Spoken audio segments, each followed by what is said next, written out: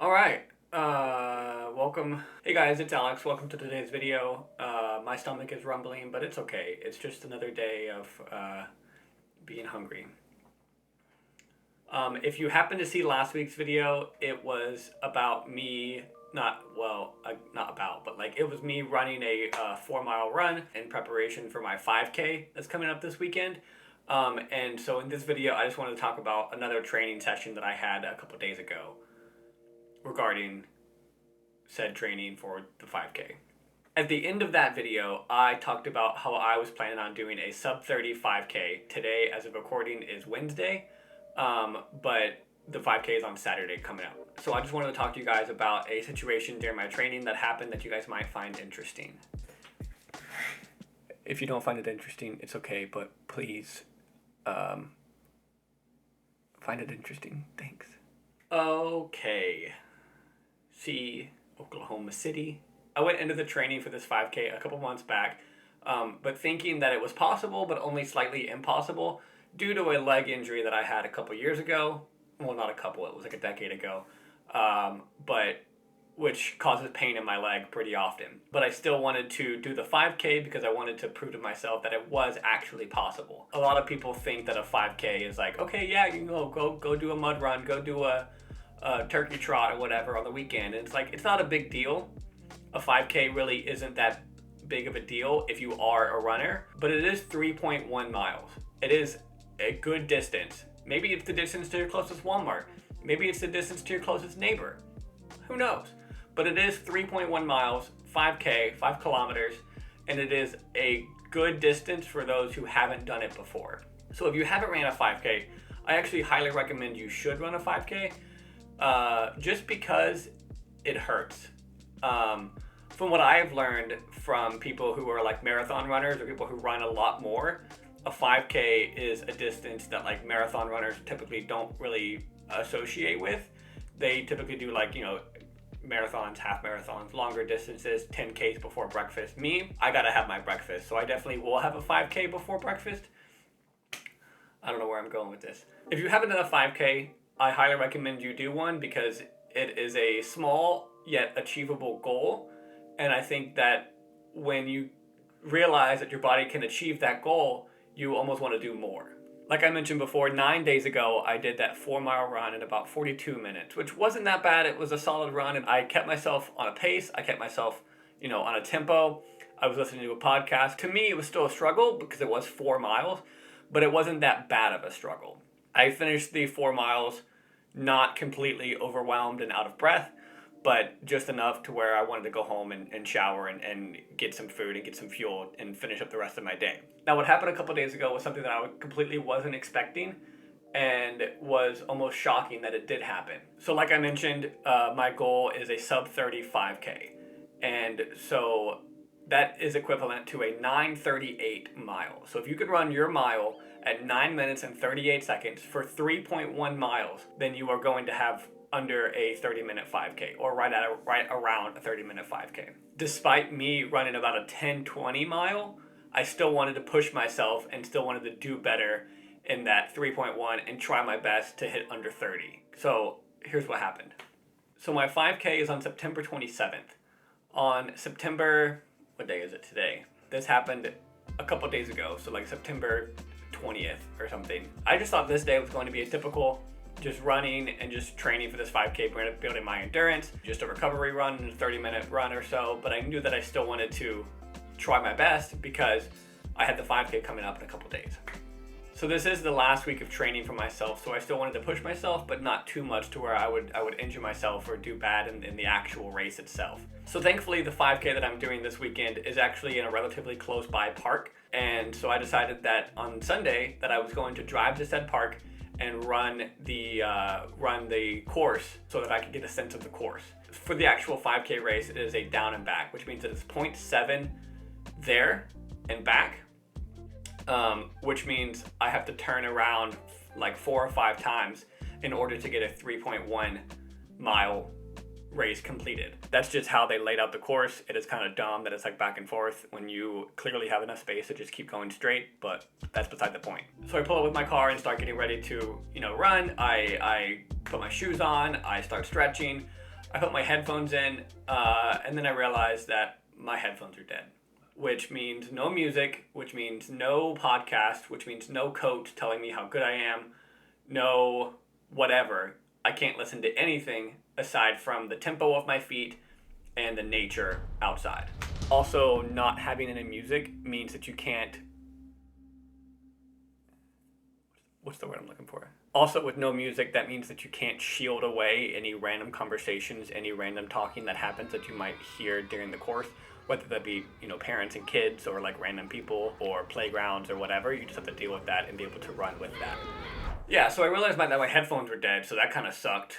But then I realized that I wasn't going to let that stop me. I put my headphones back into their case and proceeded to keep stretching and just finalize some things before I started on my run. So once I finished stretching, I just decided that I was going to run without any headphones and try that out and see what happens. That isn't something that I typically do. I usually am listening to music or a podcast in order to keep myself going, but this time all I had was the tempo of my feet.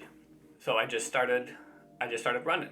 There was a couple slow people in front of me at the beginning of the course that I had to like swerve around. But for the most part, I just kept my feet going, kept one foot after the other, and just kept going and kept going. I wanted to see how far I could go before my body decided, hey, it's time to give up.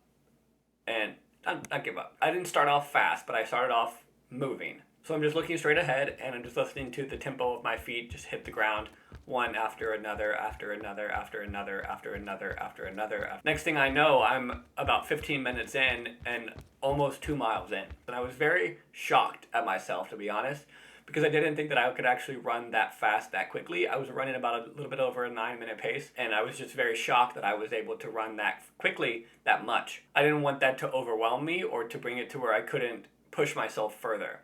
I wanted to push myself and just see how far I could go in this situation. So I just kept running. I just kept running and kept running and kept running. Next thing I know, I'm about 2.5 miles in, and about like 22 minutes or so in, and I was huffing, I was puffing, I was getting tired. I just kept running and kept running. I eventually had to turn around because I wasn't gonna have to walk all the way back. But I eventually turned around. Then I realized that I had finished my 3.1 miles.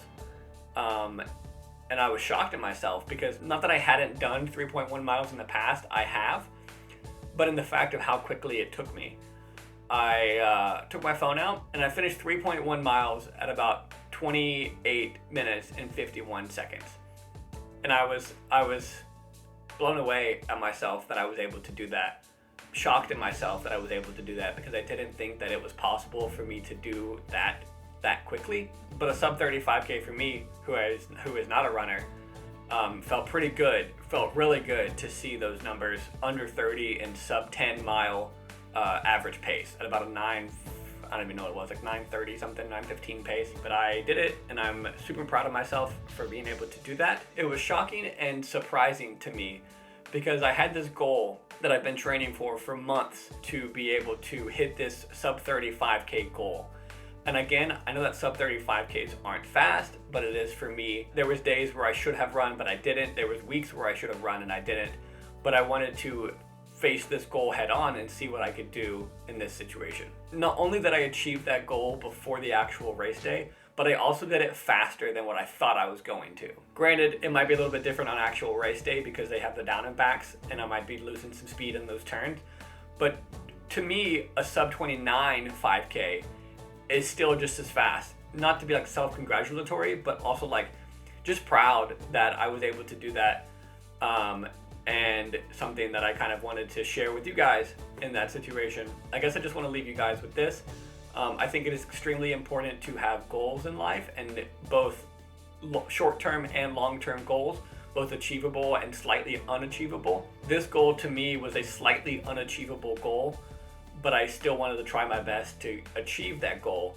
And I did it 5 days before my actual goal setting day. I was hoping to hit my goal on the actual race day, and like a reward, like, hey, all this training led up to you doing that. I ended up hitting my goal 5 days before the actual race day. And to me, that just shows me that like all the effort, all the sweat, all the laundry runs that I did to achieve that goal made the goal like less scary. There was days where I would go through training and think that it was achievable. I'd be like, hey, yeah, I can do this. I ran X distance in X time. I can do this. I can do it. But I hadn't actually done it yet. That 29-minute 5K really put into perspective for me that even if there is a slightly unobtainable, slightly impossible goal that you might have in life, if you put your head forward and just keep going and don't let anybody like persuade you otherwise, you can achieve that goal. You might have days where you don't want to do it. You might have weeks where you don't want to do it. But as long as you keep your head on straight and you keep focused and you keep your mind straight with that goal, you will be able to achieve that goal. My goal was a sub 35K and I achieved it a couple days before the day that I was supposed to. Now I know that my goal is obtainable and it's not as intimidating as it once was. I wanted this video to be some sort of like inspirational video. Not that I am the person that you should go to for like running advice or advice about anything, because I wouldn't, but I can inspire others to achieve their goals in certain cases. If this video helped you, I hope that you enjoyed it. If it didn't help you, I hope that you still enjoyed it, because it was just me rambling for 20 minutes. I just thought I would kind of explain to you guys how I felt during that moment, and hopefully you guys enjoyed it and are interested in hearing about my actual 5K. I saw a joke that said that basically no runs even matter until it's an actual race day. And although I don't think that's true, I do see where they're coming from, because at the end of the day, it all was just training up until that actual race day. I will be putting up a video next week about the 5K and with actual running footage and me talking about it and explaining about it and how I felt after the 5K. Hopefully you guys are interested in that. If you're not interested, just watch it anyways, and you can mute it and just have it on in the background, and that'll be swell. But yeah, I hope you guys enjoyed this video. As you guys can tell, it's a little bit different background as it has been in the past. I feel like every video I do, I say something about that. But really, this is a different background than other videos you've seen in the past. I'll get to all this later on in the future. Hopefully me talking about my goals and how I felt after achieving them will help you achieve your goals, even for a little bit, even, maybe help you focus again to a certain goal. I don't know. I hope you enjoyed this video. I hope you have a good rest of your day, and I will talk to you guys later.